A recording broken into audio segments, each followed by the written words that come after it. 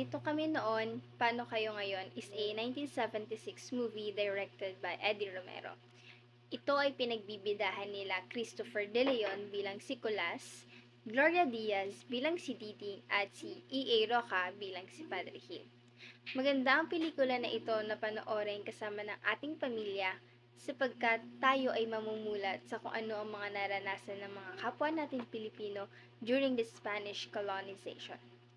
Itong pelikula na ito ay nagpapakita rin kung paano naging matatag at kung paano bumangon ang mga Pilipino sa kabila ng pananakop ng mga Espanyol.